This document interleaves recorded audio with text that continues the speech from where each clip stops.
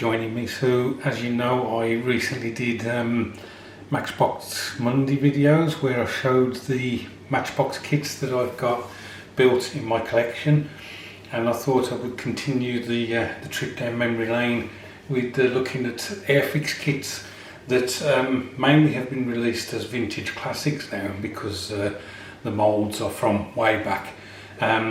And I was going to stick with that, but then I realised there were one or two kits that hadn't yet been released as vintage classics. So I'm trying to focus on Airfix kits that were from the 60s, 70s. What I'll do is I'll put the date when the moulds were first created for the different kits. So the first one I thought we'd start with is the beach buggy that I did for the 60s group build that was run by 60s Rule.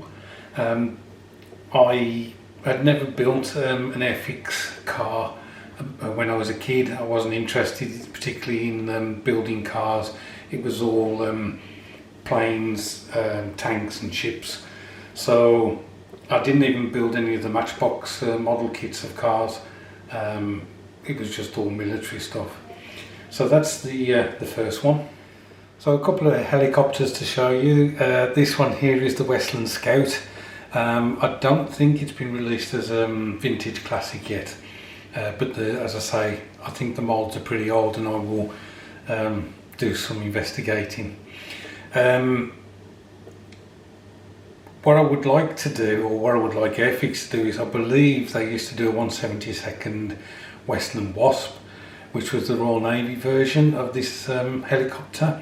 Now I saw the Wasp taking off from Navy destroyers at Portland Harbour when it was a Navy base. I don't think it is anymore.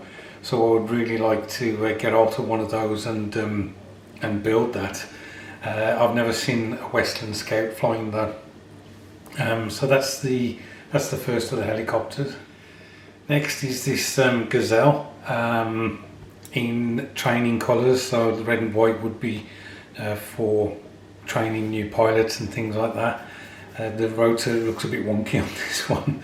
This one was built some 13 years ago, perhaps a bit longer, 15 years ago, before I had the channel.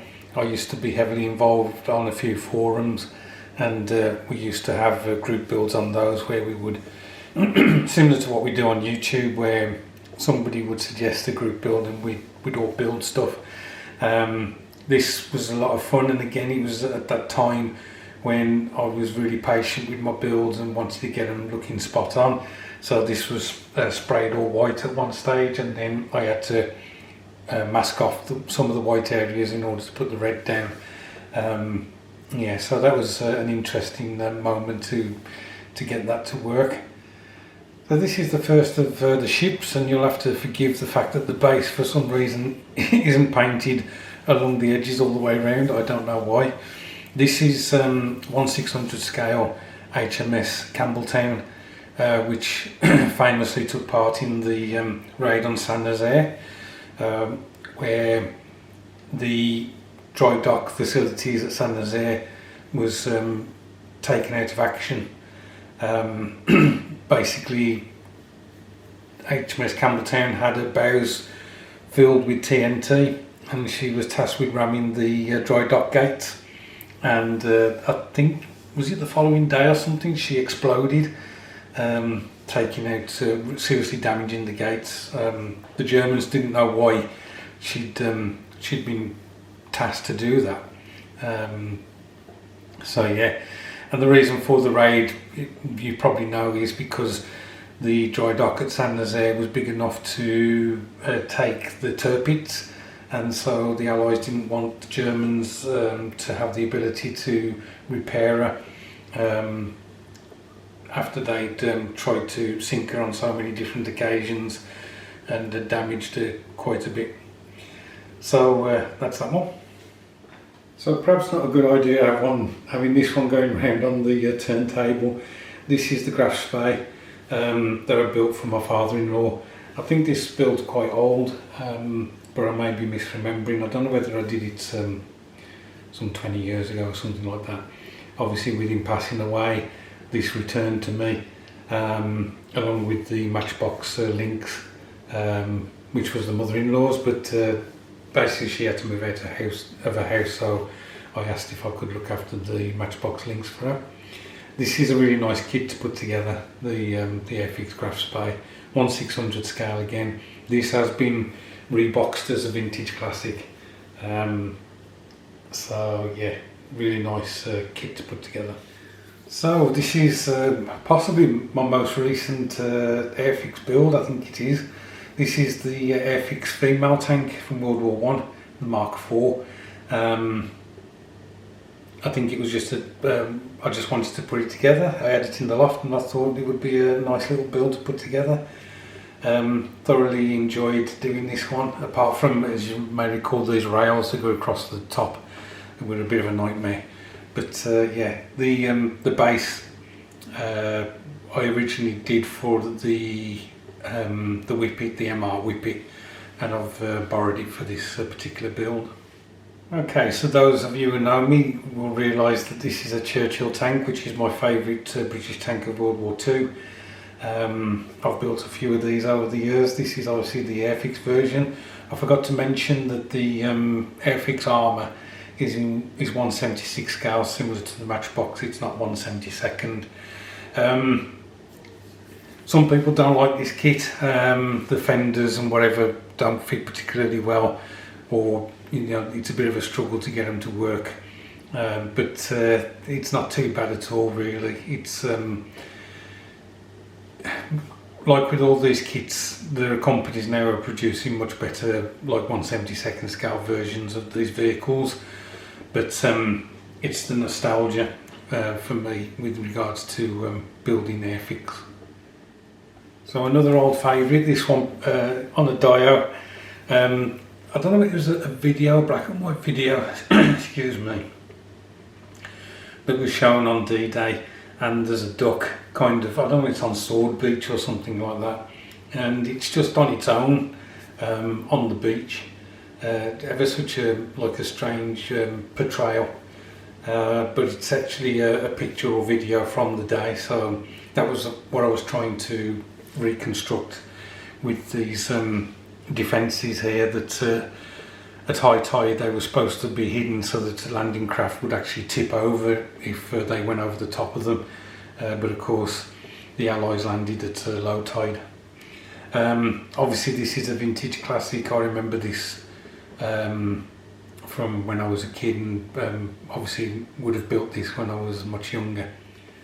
Another recent addition to the collection, this is the Stug 3, I think it is, from Airfix. I don't think I built this when I was younger. I think it's something that I decided that I would add to my collection. Didn't turn out too bad. One of the reasons why I've put things on the turntable is that I'm quite pleased with some of the models that I've done recently, and so I thought I'd show them off a bit more. But this is definitely 60s, 70s, but I don't think it went together too bad. I can't quite remember now. Okay, we've got two for the price of one here. This is the Airfix Scammell tank transporter, and on the back we have the Airfix Panzer IV. I was just looking at the return rollers on the top there. The Scammell, what happened was I bought the IBG 1/72 Scammell, and it was almost like that kit is so detailed. You was like, it felt like you were putting all the bloody bolt heads on the wheels. So I put that to one side, and I thought, you know what, I really want to build the something simpler, so I got the Airfix Scammell. And as I say, I think this one turned out really nice. Quite chuffed with this. And then I wanted to put something on the back of it. I was going to put another tank on there, but I decided to go for the Airfix Panzer IV. I think I did an IBG Panzer IV initially, and put that on the back.